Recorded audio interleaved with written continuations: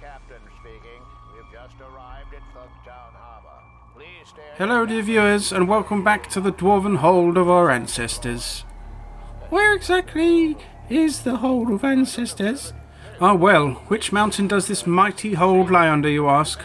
This ancient hold lies just under the imagination of each of you, dear viewers. It dwells amongst the hopes and dreams of all ages, and stands resolute for the joyous rapture that is the wonderment of video games. You don't know where it is, do you? No, I don't. Anyway, on with the game at hand. Guns, Gore and Cannoli is a fabled two-dimensional run-and-gun game developed by Rogueside and Clay Brothers and was released on the 30th of April 2015. We knew you couldn't keep away from run-and-gun games for too long. Yes, indeed, and joining me as I play through the game on two-player mode is my dear mother dwarf.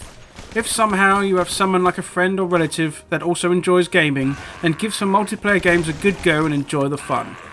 Of course, saying that, us introverted old dwarves do like our solitude quite a lot. Before we continue, dear viewers, if I could remind you that if you like the videos I'm putting out on this here channel, then I would really appreciate if you could subscribe and or like, comment and share with your friends. I truly appreciate everyone that interacts with my videos, so I thank you indeed for it. Guns, Gore and Cannoli has a wonderful start menu. You can continue should you wish to continue. A new game should you wish to start a new game. Chapter select should you like a particular chapter. Versus mode, versus mode, achievements for achieving things. Options should you need some. And lastly, you can exit. Guns, Gore and Cannoli is set in a fictional 1920s city featuring bootlegging gangsters, Tommy Guns, Cannoli and of course zombies. You take on the role of the hitman Vinny, who is sent into Thugtown to capture a certain person for the big boss. But as the boat arrives on the port, it is set upon by undead creatures, so he has to try and blast his way out of the situation. The story follows Vinny, or several Vinnies should you be playing multiplayer, as you fight your way through Thugtown, baby, looking for your target and trying not to be eaten in the process. The art style of the game is a hand-drawn two-dimensional cartoony one.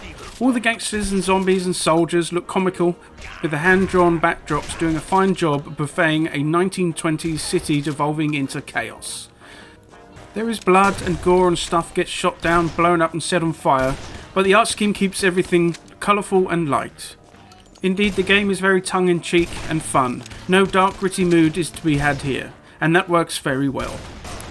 Vinny, like a lot of gangsters in the game, is that caricature of a Prohibition-era gangster.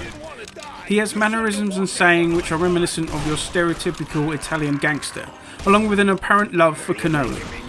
Vinny is caught off guard, as you would be when zombies are suddenly attacking, before embarking on a rip-roaring adventure through the town, travelling to different locales within the city.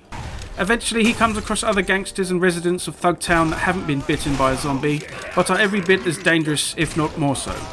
Slowly Vinny unravels the mystery of the zombie plague before a final showdown with the end boss.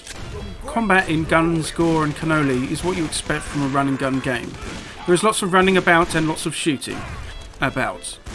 Vinny starts off with a simple pistol as his boat arrives in the port, which can dispatch zombie attackers well enough, but before long he trades up for more powerful weaponry.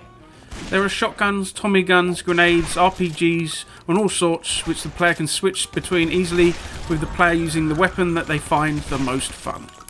There is no limit on how many guns you can use, so only the availability of ammo is the deciding factor on which you can indeed use.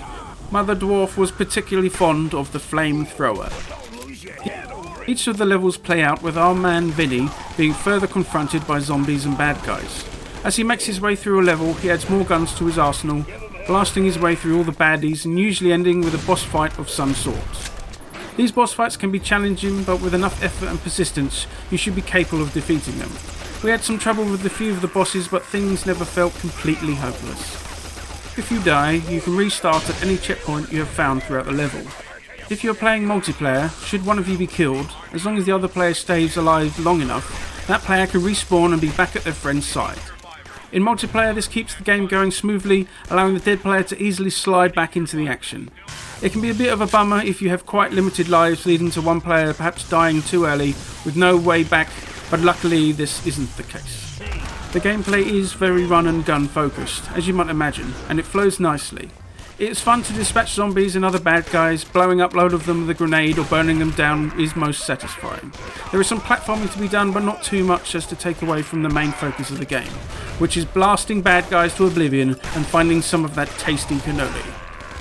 There are enough levels with variety between them to keep you interested, with a good mix of enemy types, from shuffling zombies, running zombies, ones throwing barrels at you, giant rats, zombie soldiers, and even an American football zombie charging headlong at you. Some baddies even make use of cover as you try to take them out, encouraging the player to push forward rather than sit back and try to kill everything from afar. So what do I think about this game?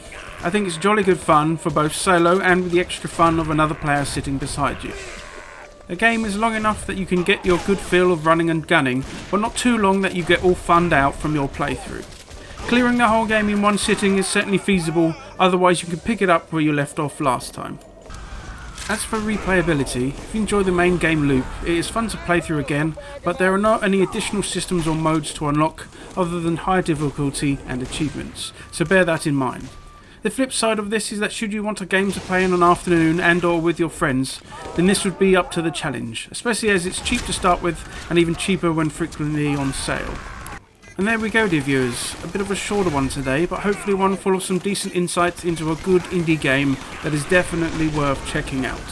I hope you've enjoyed today's video, and if you think me worthy, then gracing me with a subscription to the channel would be most appreciated. Thank you, my dear viewers. I hope you are well wherever you are, and feeling okay at least, in this crazy old world that we live in. I now close the doors to this dwarven hold, and will see you next time.